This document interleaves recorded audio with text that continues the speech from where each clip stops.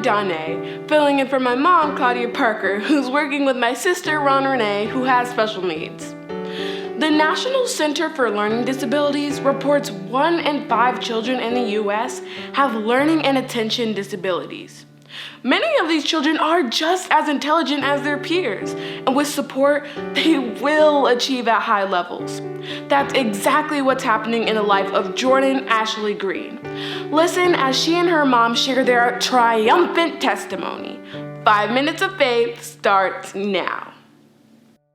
I'm Jil Jordan Greene, human resources expert, best-selling author, business leader, and career strategist for women. And I'm here with Claudia Parker on 5 Minutes of Faith. When Jordan was 5 years old, there was something about the way that she saw her letters. There was something about the way that she would write her letters, and I would even talk to my husband about it. And the doctor said, no, all kids do that. It's too young to be concerned about anything. It's just a normal, she'll grow out of it. Fast forward now, she might be in 3rd grade, and I could still feel in my spirit that something was different. Then the bottom fell out of our lives. It was 5th grade. I was about 11 years old, 10 or 11, when I realized that I just felt behind compared to the other kids in class. It felt lonely because I couldn't express why I was not catching on or not understanding, and I felt like nobody understood. And I just remember being so frustrated because I would try so hard. I would study hard, do extra work, and it just wouldn't make a difference. I would still just be at that barely average point. It was like her light went out. She became withdrawn.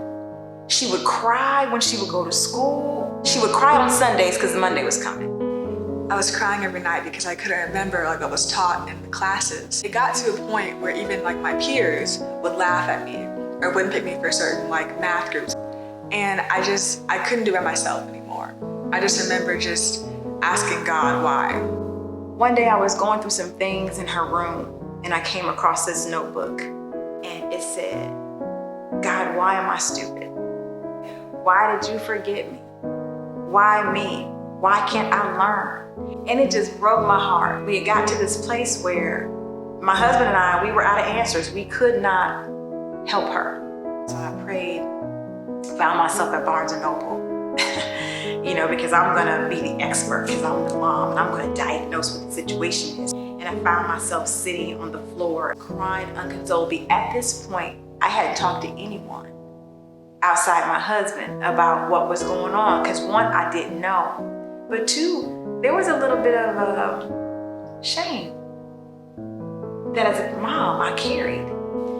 And my girlfriend got me straight. And she gave me the number to a doctor that it was impossible to see. This doctor was one of the top doctors in the state. The line or the waiting list was a year long, and she made a phone call and were able to get us in. That changed our lives. After that, we got a diagnosis, and I found out that I had ADD. When we first got the diagnosis, I had to put in place accommodations for school, which was either sitting in front of the classroom or staying a little later so I could get the lesson again, or getting extra time on tests and things like that. I always knew that, God, I believed in God, my family did. But there is a different, after that point, my relationship with him grew stronger. I would always ask him, why me, why me? And one day, my mom came to me with this verse that changed my life. And it's, I'm fearfully and wonderfully made. And from that point on, I was like, it meant to me that God didn't make a mistake on me. He doesn't make mistakes. He created me for a purpose and a reason. And I am fearfully and wonderfully made. I stopped being fearful of what others thought of me. I'm like, I'm wonderfully made, It gave me some confidence. I walked around like, I got this.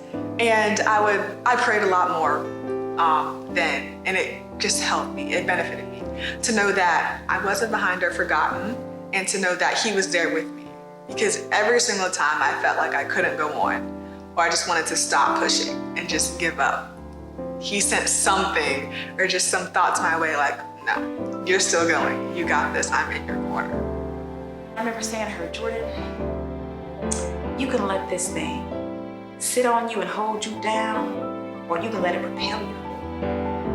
You can let it become something that you're ashamed of, or you can tell the world and change the world. But you decide in this moment how this will impact your life. Okay, more confidence to keep on going and share my story. It's not just me, other kids go through it, so why isn't anyone talking about it? And I realized that the more I spoke about it, the more like people were accepting being different is not a disadvantage. I strive to be a symbol of hope for those who have felt the way that I felt and who have gone through this, to let them know that there's light at the end of the tunnel and you're not alone.